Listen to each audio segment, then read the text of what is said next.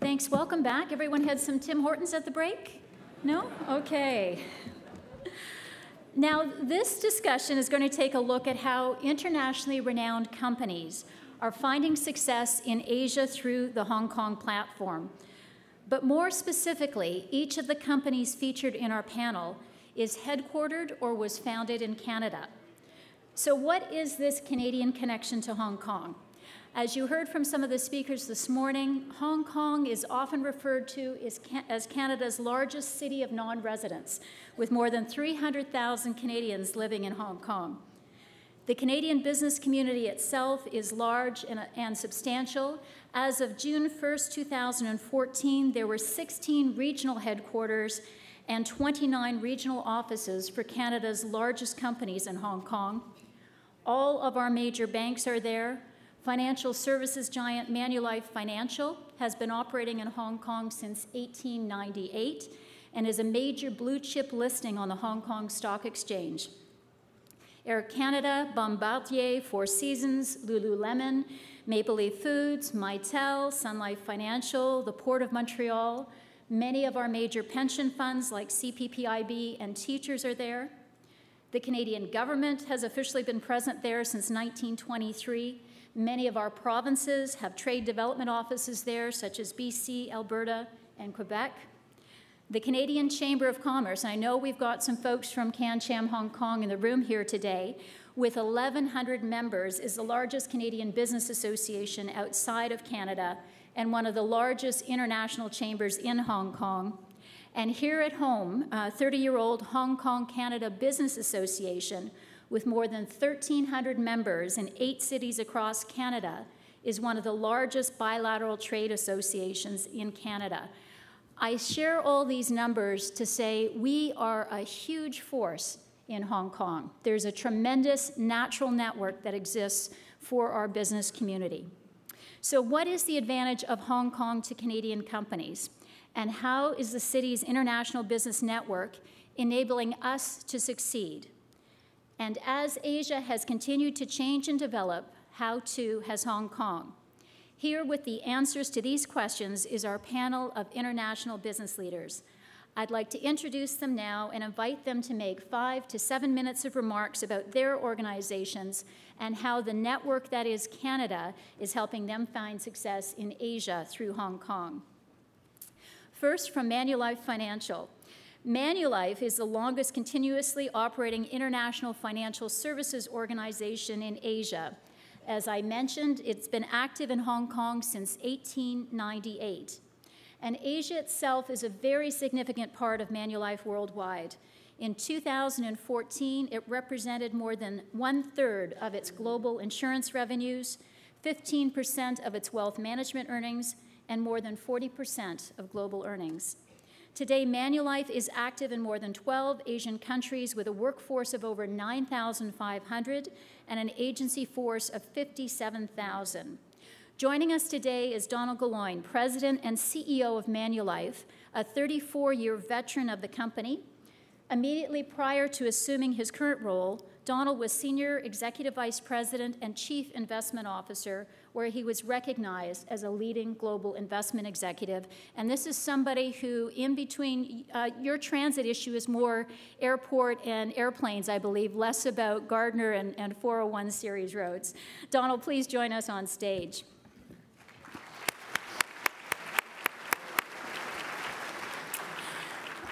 Next, I'd like to welcome on stage from Mitel Networks Corporation, Bob Agnes, who's Executive Vice President and GM Asia Pacific Operations.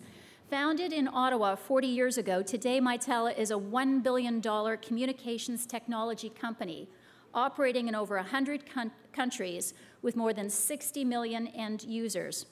Mitel operates their local and regional operations out of Hong Kong. Bob joined Mitel last August and has more than 30 years' experience managing global high-tech organizations and brings deep international and, in particular, Asia-Pacific experience to the role. Bob is responsible for strengthening Mitel's regional leadership in this key geographic growth area. Bob, please join us on stage.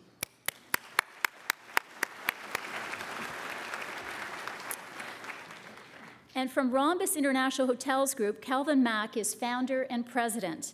Tourism is a major pillar of the Hong Kong economy. The Hong Kong government forecasts 59 million tourists to Hong Kong this year, a population of about 7 million people, so tourism is a big thing. And of those 59 million tourists, 45 million will come from mainland China. Canadian-founded Rhombus International Hotels has been on the leading edge, bringing hip, modern boutique hotels to Hong Kong, the Greater Pearl River Delta, Chengdu, China, and London, England. And they've more recently expanded into very strong business hotel offerings. Kelvin, founder and president, has over 35 years of hotel experience. Much of his early days were in BC, in Vancouver. He's been involved in more than 30 hotel projects and is one of the most awarded China hoteliers. At a time when countries around the world are trying to determine how to win over the business traveler, Kelvin has figured this out and will share how his base in Hong Kong is enabling the successful growth of Rhombus. Could you please join us on stage, Kelvin? Gentlemen.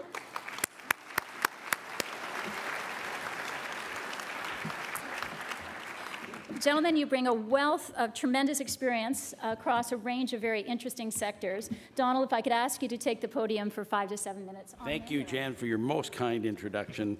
I'm making some notes there so I can go home and tell my wife this tonight, how well you speak of me. Hopefully that'll get me a little bit more respect at home.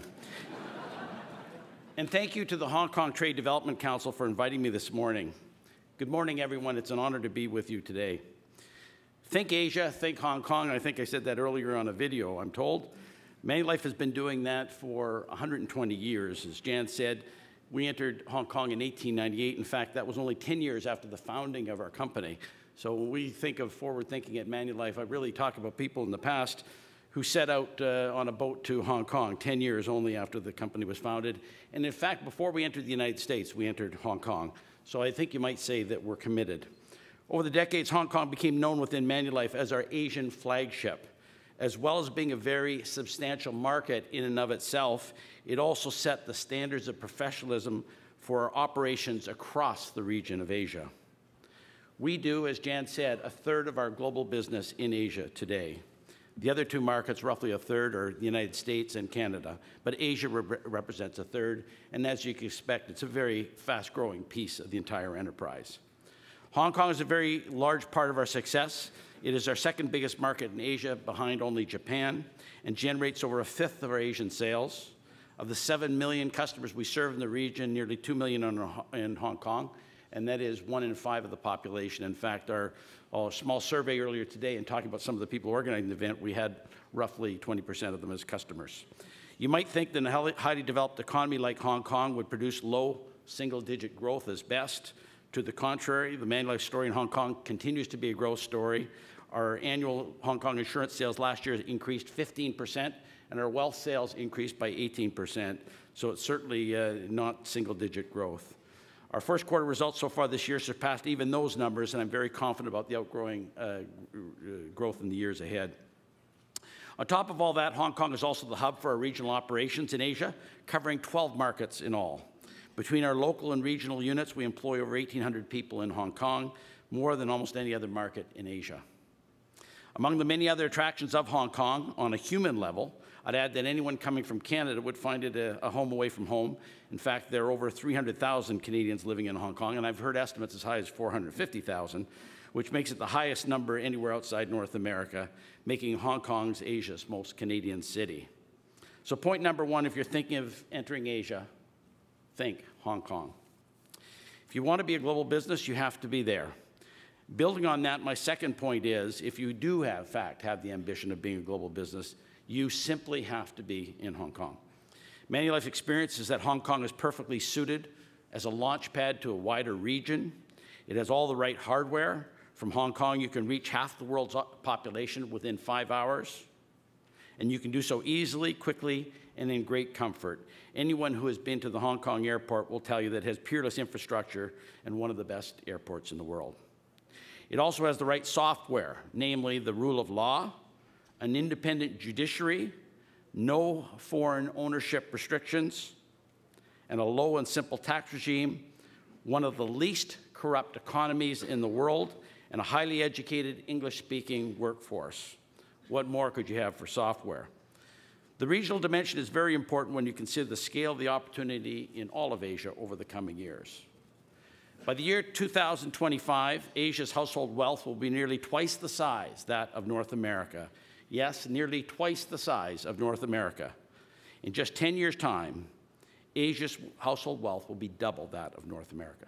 That figure alone does the opportunity justice, because in Asia, you need to factor in the distribution of wealth as well.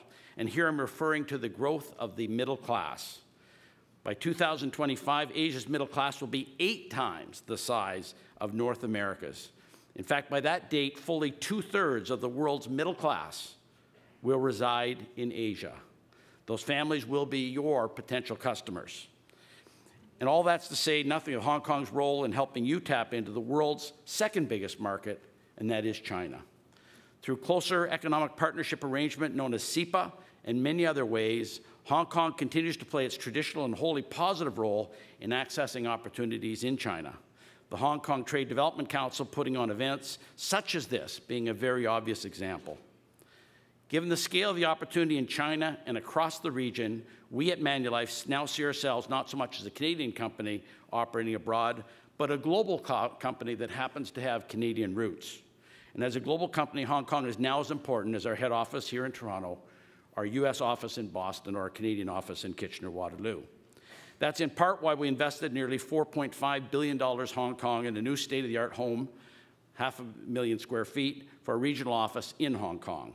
This is one of Manulife's largest ever real estate transactions anywhere in the world, a very clear sign of our optimism towards the long-term future of the city. And that takes me to my third and final point. The future is in Hong Kong. One of the most remarkable features of Hong Kong is its ability to adapt to new economic realities. The city has constantly reinvented itself, from the, quote, barren rock with hardly a house upon it, to the world's leading centers of trade, global manufacturing hotspot, and most recently, a premier hub for financial services of all types. Through all those changes, business has been supported superbly by the Hong Kong government. The SAR government has done a great job of stimulating growth with strategic planning and a gentle guiding hand while allowing the private sector to do its job without undue intervention. That kind of leadership is a major factor behind Hong Kong's deserved reputation for being a great place to do business. Earlier this year, for example, Hong Kong confirmed its status as the world's freest economy, a title that it has held for 21 straight years, and one of the most competitive economies, second only to that of the United States. Perhaps an even better measure of success is that Hong Kong is Asia's second largest recipient of foreign direct investment after the Chinese mainland, and the 4th largest globally, an absolutely stunning achievement for a region with a population of just 7 million people. Manulife continues to invest in Hong Kong in part because we know it retains its long-standing commitment to plan for the future. A good example is the Smarter Hong Kong, Smarter Living initiative to build a showcase district for the Internet of Things, technology firms. As we have found in our own business, Hong Kong is a natural incubator for digital solutions, which we can then roll out to other geographies. According to a Google survey, Hong Kong has the world's 4th largest smartphone penetration. The US and Canada are ranked 18th and 19th, respectively, by the way. And perhaps it's only Hong Kong that you'll read where it's a place where most people start the day with their smartphones, and they're the last thing people touch at night before going to bed. Like Hong Kong, Manulife just likes to think of itself as forward-thinking. And like Hong Kong, it's a tradition that goes all the way back to our founding fathers in the 1800s. And on that note, I'll end my remarks with a very brief story, an example of forward thinking in action. Just a few years into Manulife's Asian journey, and we're still talking in the 1800s, some people in the company wondered whether expanding into Asia was in fact too risky. Wouldn't it be better just to focus on our home market where it's safer? And actually, Moody's made a remark the other day about the fact that Manulife had done the deal with DBS in Singapore, and they said it was risky because it was outside our home market. Talk about short-sighted and narrow thinking. So I guess they were thinking similar to the way the board of directors of Manulife was thinking back in 1900. So to answer those doubts, in 1901, the board sent the company's general manager, a man named Frederick Junkin, to Asia to look into the matter. Mr. Junkin wrote back to the board describing Hong Kong as a pleasantly and beautifully situated, well-built, where you could find almost every nationality. Of China, he wrote that he could see a time when there will be such a development in material progress as the world has seldom seen. He concluded his report with the following line: "Though I left home somewhat in doubt as to the Asiatic business, I now have every confidence that there is a good profit in it for our company and would recommend an even more active development." I'm pleased to say that Mr. Junkin's advice was endorsed by our board of directors at the time.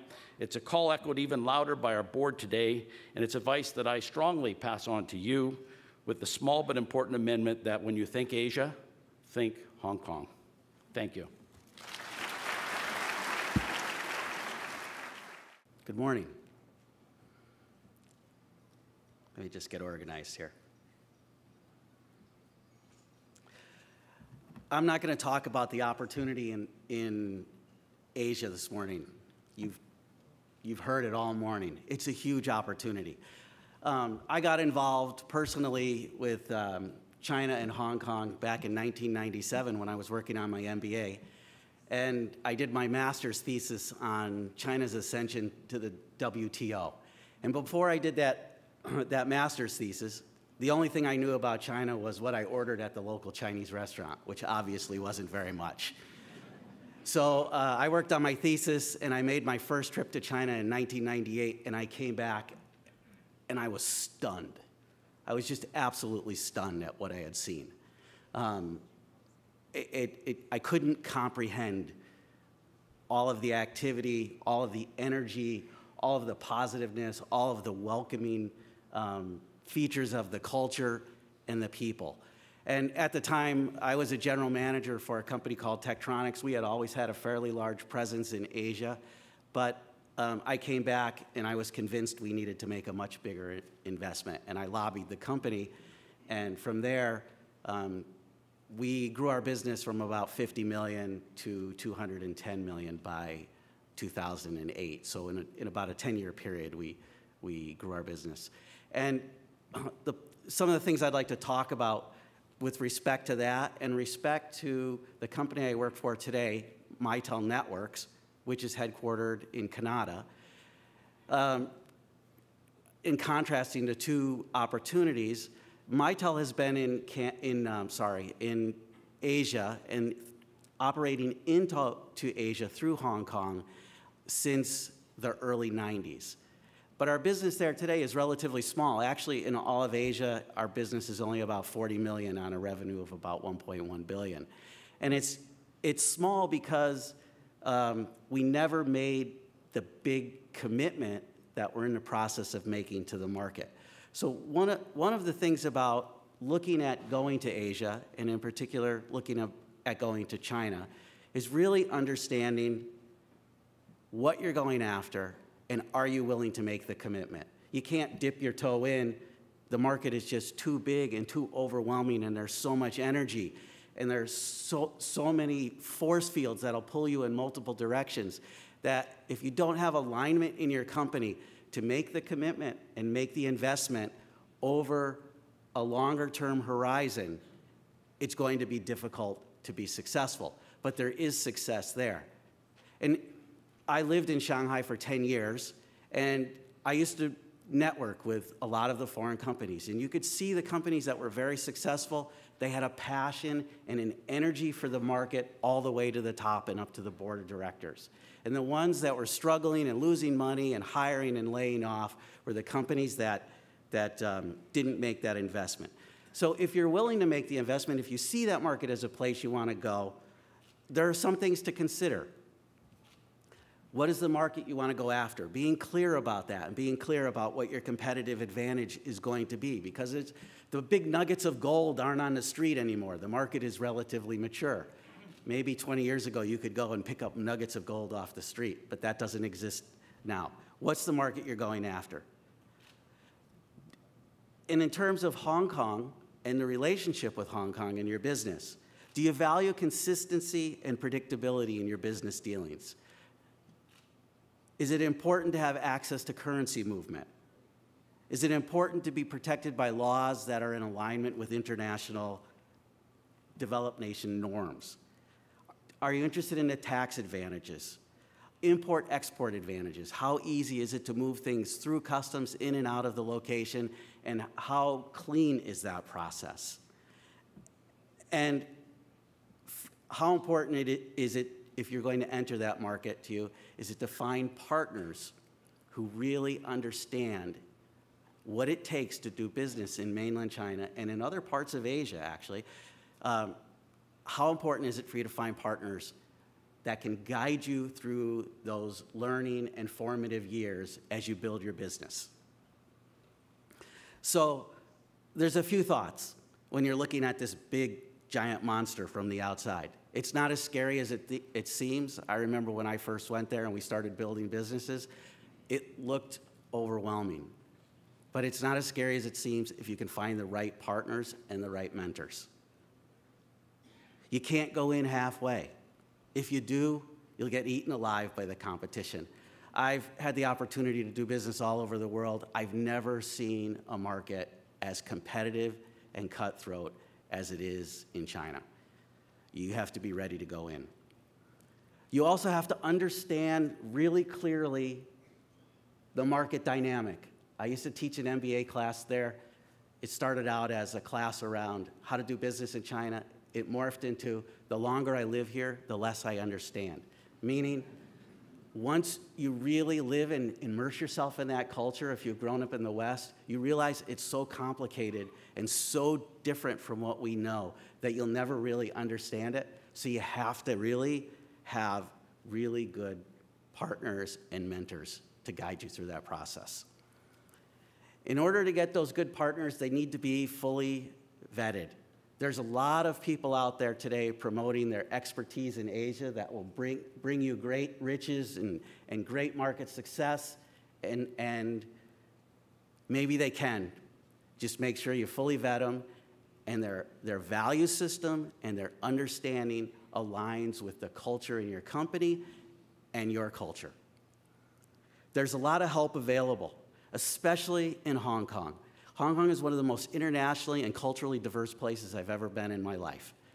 If I need top talent, I always go to Hong Kong first. If I need to recruit people and I need recruiting agencies, I go to Hong Kong first. The people there have the expertise and the skills. And the other thing that they have that's really important is the ability to put one leg in the Asian culture and one leg in the Western culture. And that ability to do the translation from the Asian culture and many times way of thinking into the language of North American, Canadian companies is really important and a really important skill to have. And that globally trained talent pool that's there can give you a very strong competitive advantage. So those are some of the key things to think about. I'll leave you with a short 1-minute story related to both the success and the difficulties and how important those partners are. Mitel builds telecommunications systems that either go in network operators or go on the premise. For instance, the phone system in this hotel would be an example. That technology is moving all to this thing called the cloud, which many of us have heard about, right? It's this virtualized way of delivering services. And we had this big idea to go into China, or I did, and that we would promote the cloud, and it would be transformational in the telecommunications sector, in the hospitality, healthcare, and some of these other industries. We did a deployment. We did some test trials. We failed miserably. Why did we fail miserably? Because in North America, we come at communications from a voice perspective. We think about picking up the phone and calling. In Asia, the primary mode of communication is through instant messaging. It's the IM platform, it's the WeChat, it's the QQs of the world. And if you don't understand that very well, culturally, it's really difficult to be successful. So I had this momentum in my company around voice, and I couldn't get them to understand why IM was so important, and we weren't successful. They get it now, and we're moving in the right direction. So understanding that environment and those partners to teach you those cultural differences are really important. Thank you.